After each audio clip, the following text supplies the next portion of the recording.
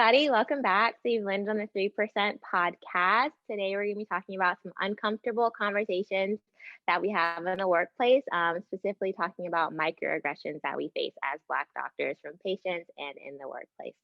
So I'm Dr. Tasani Watson. Hi, I'm Dr. Rochelle Sharkey. Dr. Cortez Lewis. Dr. Adesola Fide. All right, so this topic will be for all of our FBDs, our future Black doctors, and current Black doctors, and really anybody who wants to learn more about our experiences in the workplace, things that we've experienced from patients. When patients come in, like, have you ever had a patient say they don't want to see you because of how you look?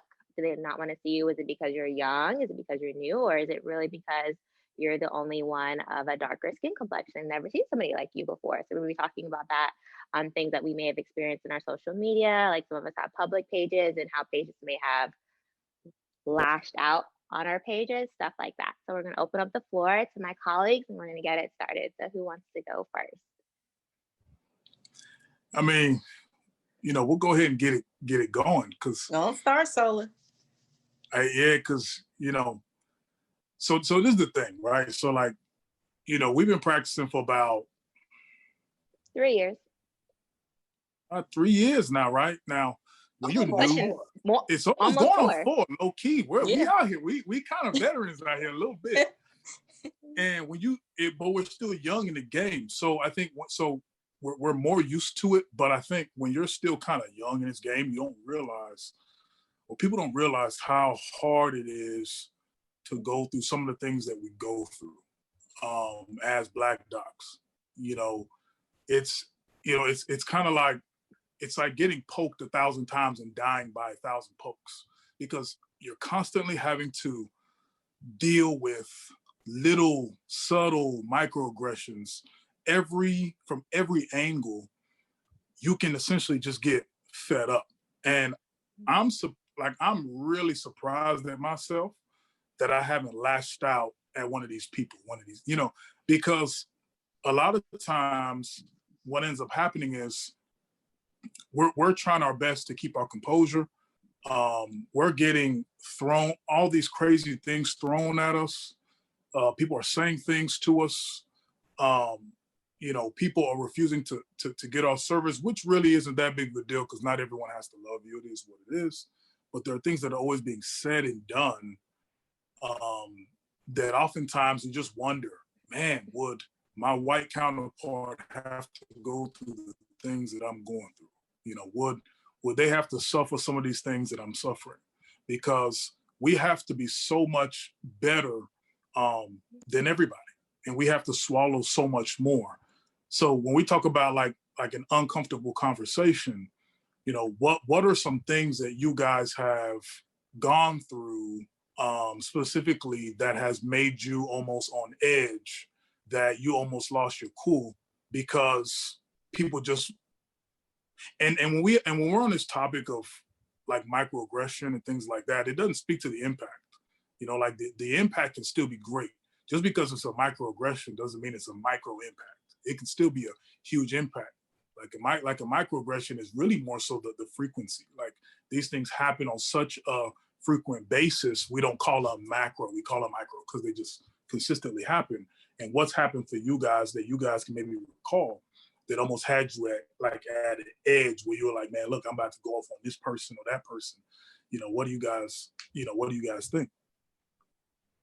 I would probably hop in there with that. And I would say right about when the pandemic first hit around March, we all had to start wearing masks. Until this day, we are still wearing masks. So who knows how long it's going to be like this. But when you have surgical, you went from surgical to being all types of creative cloth masks, breathable masks with a filter, whatever you can think of. We all know there are tons of masks that you can get over the counter for literally anything cheap right now.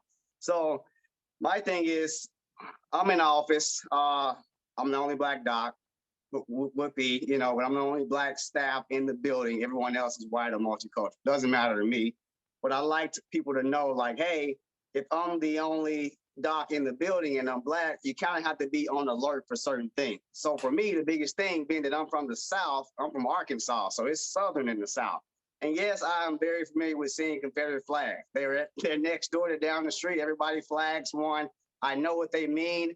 I know the hate behind it. So when I see one, it's automatic trigger for me. And you got to understand that I grew up around that. So I kind of have a certain type of hate towards it. Whether you think you're being patriotic or you're being a rebel or it means hate towards a certain race of people, doesn't matter. It has a negative connotation.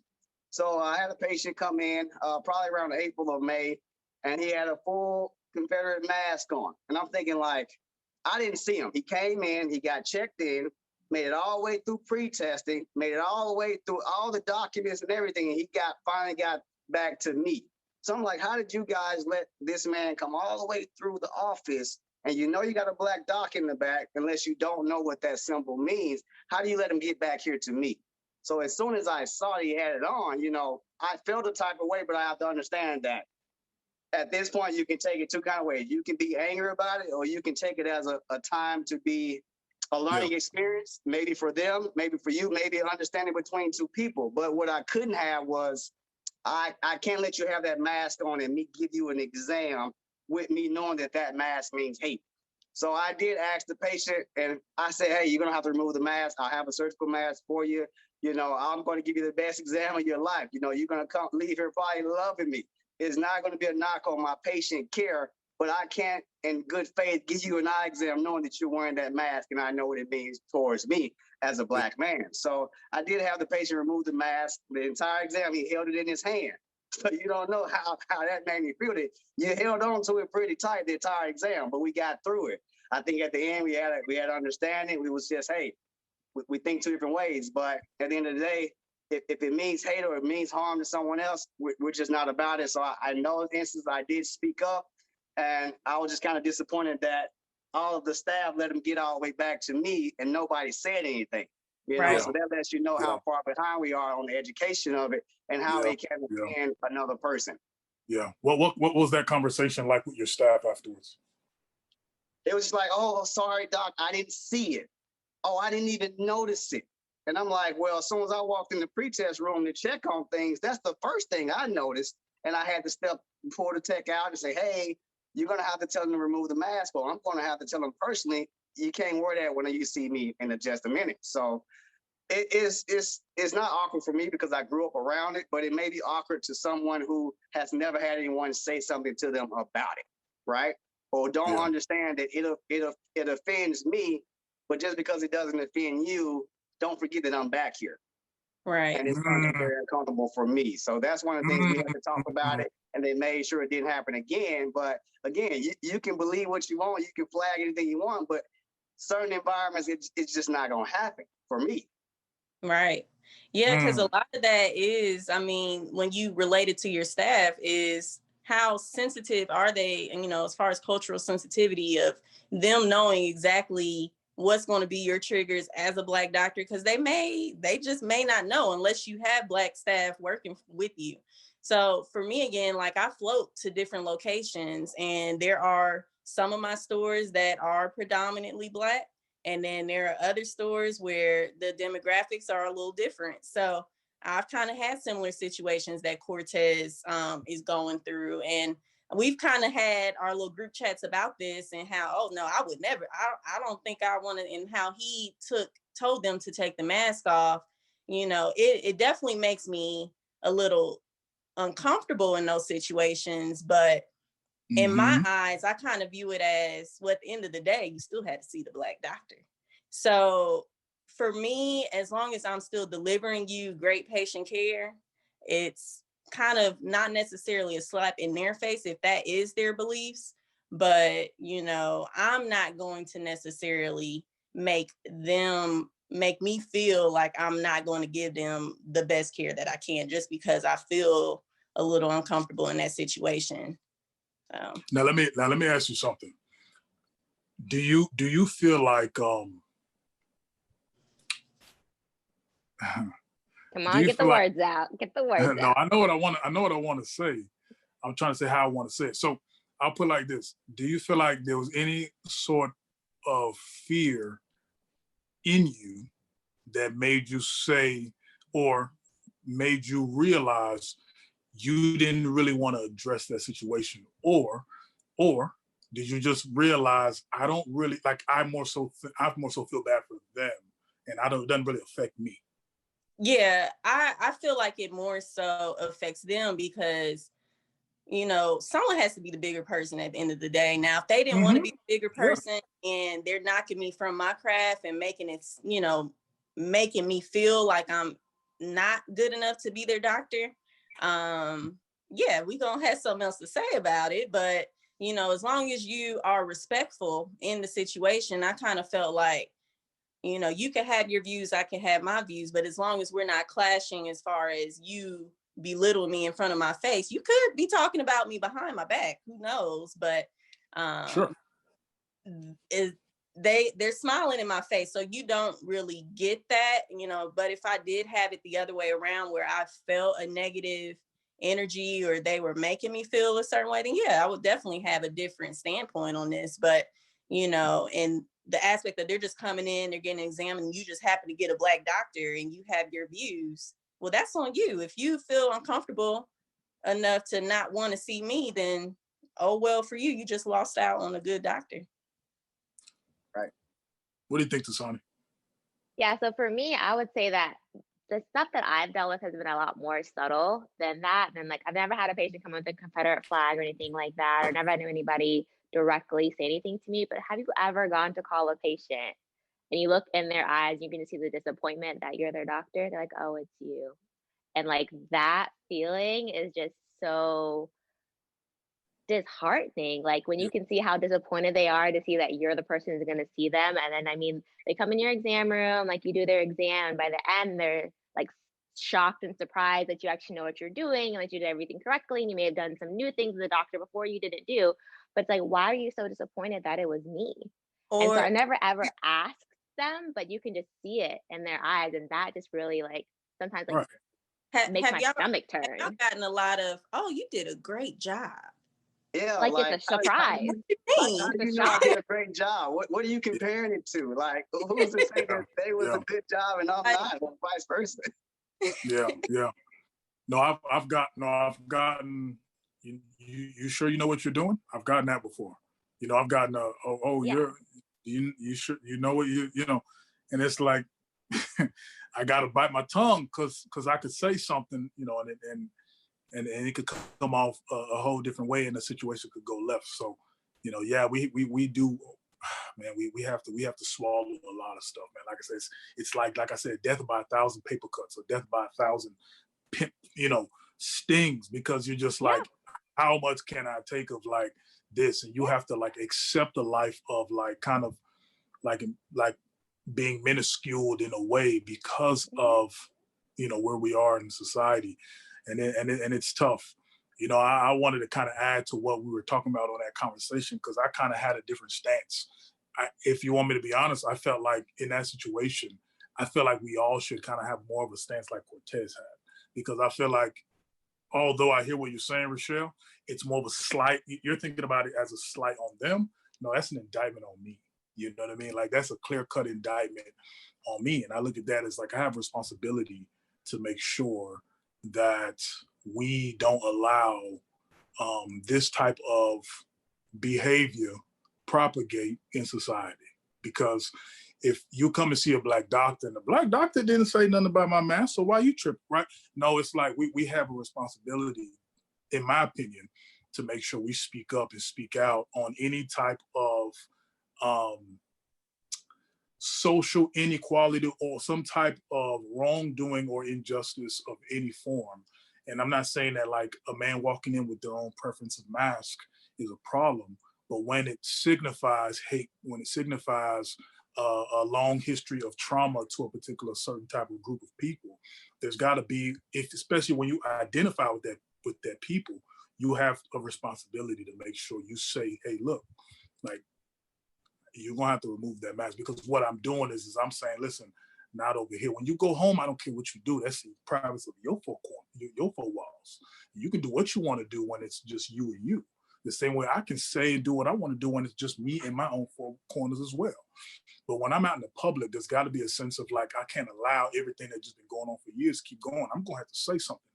And that goes to my next point, where I feel like fear cripples a lot of us from really being as impactful as we should be. Because I wanted to ask, have you guys ever noticed this type of behavior, or I guess microaggressions, or this type of like little comments, little statements from anybody in your staff, or anyone at work, or the general managers in your office, or like, so we talk about like our patients a lot, and that's one thing, but have you gone through anything in the office from a staff member, or a manager, or higher up, that has made you question and say, hey, you know, because I have, and I've spoken out on it, and I've called them out on it before, and I say, hey, listen, I'm sorry, but it did this, it's looking like it smells like a duck, it's walking like a duck, it looks like a duck to me, you know, and they had to be like, oh no, we, you know, and because I was like, look, like this is just what it looks like to me, and I couldn't, because the moment one I wanted to say,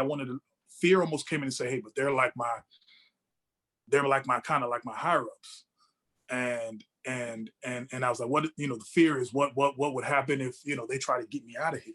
And I stayed true to I stayed 10 toes down to like what my message was, and made it clear what I was really trying to communicate, to make sure that it was like, listen, I gotta let y'all know, like, I can't let none of this fly, anything fly on the smallest scale. But I wanted to know, like, have you guys went through anything with anybody, with your staff or anything? I've had, and it was more just because I like switching my hair up. Like I may rock some braids with some beads at the end. And there was a time when one of our higher ups came into the store, and I had on my white coat, and they didn't address this to me. I just heard it through the grapevine. But she supposedly asked the manager and was like, is that why is the one of the staff dressed like out of their attire? Like, why did they have that on? And I'm like, oh, wow. I'm like, okay, that's funny. And then thinking about it, but you know, again, going back to what you feel a doctor is supposed to look like. Again, a lot of times I get judged based off of my hair, and that it's not the typical doctor look. And you know, us as Black women are allowed to switch our hair up. So because I come in a certain style and you see me out of that style, or they'll be like, oh, your hair grew, or did you cut your, like, you know, they may not catch on to certain things that we do as in our society, but you know, it's kind of funny, but it's like, you really thought I was staff with a white coat on just because of my hair? That's funny. Right.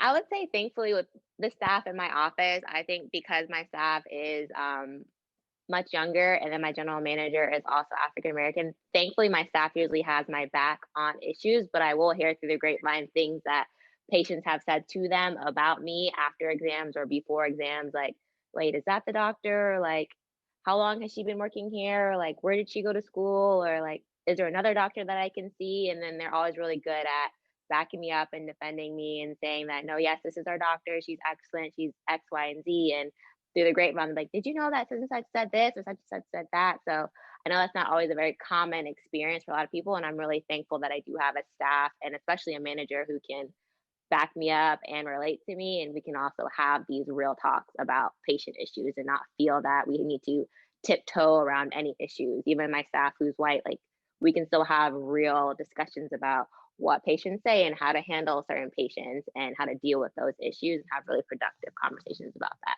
I can say in some other office I worked at, it wasn't like that. And I'm glad that it's like that where I am now. Yeah. So Solo, what issue did you have? I'm curious to know, if you wouldn't mind sharing, that you had to discuss with higher up. Yeah, well, I mean, yeah. So basically, what it was, you know, I was getting a call about some issue in the store, and it was a he say, she say issue, and it was basically. So I go to the gym during lunch, and I think it got misinterpreted, and I think that I told one of the staff members, I believe, hey, I'm going to the gym at lunch. Let's call this patient early so I can make sure, I don't get out late. And it was early on, and this is because I wanted them to know, because I was afloat as well.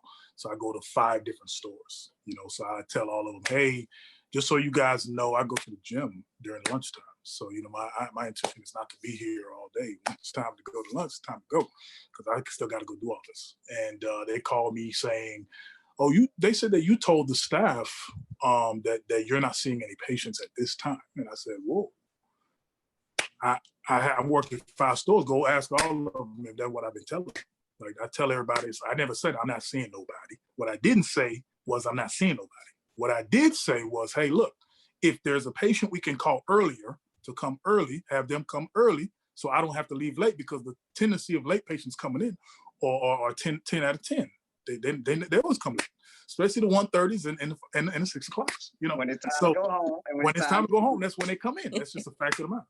And they basically what they did that rubbed me the wrong way was they took the side of the staff member versus the professional in the office, which is me at the time.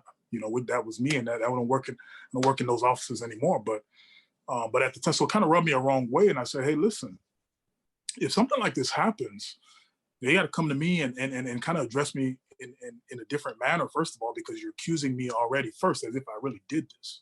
And I didn't do that, first of all. Come talk to me first, say, hey, hey, doc, this is what they said, but tell me what's really going on, And I'll tell you, this is what really happened. I told them this, but you're already coming at me accusing me as if this is what I already did, and this is what I'm trying to say, and I'm trying to control. And it was like this, don't try to control the staff, don't try to do this, don't try to do that. And it was that kind of a tone, and it just rubbed me the wrong way. And after the conversation, they said, oh, well, then we also know that you started selling sunglasses, and, you can't do that and do this and that. And then he tried to come at me with all that too. Yeah. And I just kind of took it all on the chin because in the middle of the conversation, I didn't want to blow up on all those microaggressions. I was getting sliced up and poked 1,000 times. I felt like I wanted to just explode. I was like, you guys, boy, I said, man, like, you guys don't understand, But I ain't say nothing. And that's to my point where, like, for a moment there, a little fear entered, like, man, what if I say this? Because if I do say something, what they going to try to do? Try to get me out of here, right? That's that's the plight of the Black professional. You say something, you use your opinion too much, and they got to get you out of there, right? They want you to shut up and work, do what you got to do. And I'm not saying that's necessarily my situation. Obviously, they need me where we are and what we do. But that's a lot of times the situation. So I was like, all right, let me not say anything. But anyway, I ended up sending an email and said, you know what? And I laid everything out. And I said, look, I said, because when you lay it out and like I said, you say something very clear, you keep your message clear. You can be at peace that however the chips may fall, the chips can fall however one. Even when we were talking about Cortez and his situation with the particular company, I remember sending an email. And I said, I laid everything out. And I said, listen, to me, this looks just like this. And if y'all don't address this, this is what it looks like to me. And this is the implications you guys are telling me. And if you're telling me this, that's telling me you don't care about me. You don't care about all of it. And I was going in. Like, if this is what you're doing, this is how it feels to me. And this is what I feel like you're doing to everybody. And y'all can't do it. And because we, at this point in the game, we're putting everybody, making everybody accountable for their behavior and actions. We're not letting nothing slide anymore. Right? So when you do that and you're honest and truthful with the message, you're cool with how the chips fall. So you want to get mad, you want to do whatever you want to do, that's fine. But I'm gonna make sure that I say what I got to say and make sure that message is clear, And essentially that's what happened. And everything ended up blowing over and everything was fine. And they obviously like, oh, we're sorry, and they didn't want no smoke. But at the end of the day, I think that goes into the point. Like, let's make sure that, because I submit to everybody. If you're a Black doctor, if you're a Black student, whoever you are at this particular situation, if you see something wrong or something's being done wrong to you, or you feel like it just wasn't right, like I said, the impact can be big, even though it might have been a small thing.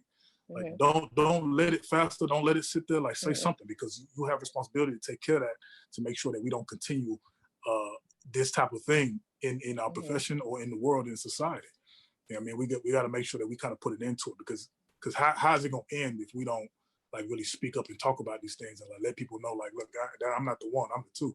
Like, I ain't the one, I'm the two. So don't play with me. You know what I mean? Because at the end of the day, hey, it's 2021. Like, listen, it's 2021. Like, I'm done. You're like, it's a wrap. So I submit to everybody, let's do what we got to do to end these things, because although they will happen in circles that we cannot influence, in the circles that we can influence, please let's make sure we change those things. And I think you brought up two really good words, so fear and accountability. So I will say for a lot of us, especially in school or your residency, or even when you're coming out as a young doctor, like you're sometimes afraid to make a change. You're afraid to stand up for what you know is right. If a patient comes in and says something wrong to you, or your manager says something to you, or even the person who hired you says something that you feel like may have been racially charged, and you keep getting poked, you're afraid of, if I speak out, will I get fired? If I speak out, will this happen? Like, will you be reprimanded? But you do have to hold people accountable. Like, all these little microaggressions keep poking at you, they're going to keep poking at your confidence and your ability to do what you're going to do. And if you keep getting poked at it, eventually you're going to lose confidence in the thing that you've chosen to do, the thing you've chosen to make your profession, whether or not you're a doctor, a lawyer, a painter, a singer, it doesn't matter. Like, if you let the microaggressions build up over and over and over, you don't say anything about it, your confidence in your craft is going to diminish. So you have to speak out, whether it's an email or just a well thought out conversation. You can't speak out of emotions, but you do have to deal with the issues every time they happen to make sure that they don't continue to happen to you. Do you guys have any other advice for up and coming doctors, current doctors, or just our audience out there about how to deal with these issues? Y'all got no comments. Hey, y'all quiet. Quiet the mouth. Hey, my motto is, hey, it's gotta be if it's gotta be uncomfortable. If it's not uncomfortable, you're not making any change. Even when you speak up for yourself, speak up for a colleague, speak up for an associate. You can't just let it happen. You know, it's uncomfortable in the moment, but when you look back on it, you'll be proud that you made certain decisions and you spoke up and you said certain things, because people are gonna remember that. You know, those small things, but who stuck with you when it was tough. Yeah. People look at that, you know, and they remember that, like, hey, Dr. Lewis spoke up for me. Okay, cool. Okay, he's a straight up guy. He's just not a doctor. He's a human, and he understands that there are some differences in the workplace. Hey, if it doesn't look right, I'm going to address it. And a lot of people probably won't like that, but, you know, being taken advantage of, everybody has been through it. It doesn't feel good. So you kind of want to stick towards, like, what's the right thing to do? And the right thing to do is to say something, because whether it's uncomfortable or you say something, anything that's said could change an opinion, could change a mindset, could change the trajectory of what things look like for you in the future. Not saying anything means that, all right, we're good. We can keep rolling just like we're rolling, and nothing gets changed. So I've been ostracized. I've lost jobs because, hey, Dr. Lewis is going to speak up. He's going to speak his truth, and it's not going to go and say that I didn't say how I felt, and it's not going to go and say that I didn't say what I wanted, because I'll tell you what I want, what I need, and then it's up to you to respond in a way that, hey, we can work together or we can divide. But yeah. And I like that. I like that about you too, because even to that point, it's important, because nothing will change. You know what I mean? Like, the only time that, like, these corporations or like these entities will change is when these big things happen, right? When George Floyd happened, now everybody's like, let's do all this, do all this. All this diversity and inclusion. Yeah, let's do all this. It's like, it's got to be this big thing. Yeah, it's like this PR thing now. It's become a PR thing. And it's like, nah, it's like, before it gets to anything else big happening that makes people say, okay, I guess we got to do something else. Let's just keep on keeping people accountable. Like, yo, it's 2021. Ain't nobody got time. So, like, at the end of the day, if it is what it is what it is. Situations that I put everything on the line to make sure that this message was put across. I said, I risk everything right now to make sure this message is across. You know, and sometimes it takes that to make that change. You know what I mean? In whatever circle you're in. Yeah. So yeah, at the end of the day, just stay true to yourself and just know stuff like this is going to happen. So, you know, uncomfortable issues are going to be in the workplace. And unfortunately, there's going to be things that may work its way outside of the workplace. I know some of us have had issues outside of the workplace that we've had to deal with relating to our jobs. But at the end of the day, you just have to stay true to who you are and deal with it. Definitely, for sure. If you guys have any other questions about some of the issues that we've had personally, feel free to DM us on our podcast page. If you guys want us to talk at your school about any of these issues, feel free to ask us. We've done some lectures at Nova. We did one at SCO, and a lot of the students asked questions about what we've dealt with at work, where there's patients have specifically said, oh no, I don't want to see that person just because they're Black, stuff like that. We're happy to have these conversations with y'all. If you like this episode, please like, share, and subscribe to our podcast page. Tag a friend who may benefit from it. If you have any other questions, put them in the comments. And we love to see you guys in our next episode. See y'all later. Peace out, y'all. Oh, yeah. Like our shirts, buy our merch, links in Linktree on our podcast page. We got 3% shirts, FBD shirts. If you're in Florida, go see Dr. Lewis at Simply C. His practice is amazing and gorgeous. Simply see. And if you're looking for some fly sunglasses, hey, you know where to go. ID Luxury, eyewear.com. Check me out. The IG page is there. Check it. Check my page. And we'll get you laced up. And if you're in Melbourne, Florida, you want to stop by Simply C. That's the practice. That's the logo in the back. We also carry some dope all-day luxury eyewear frames inside of our office for you to try on, for you to be fashionable, for you to be your best self. Facts.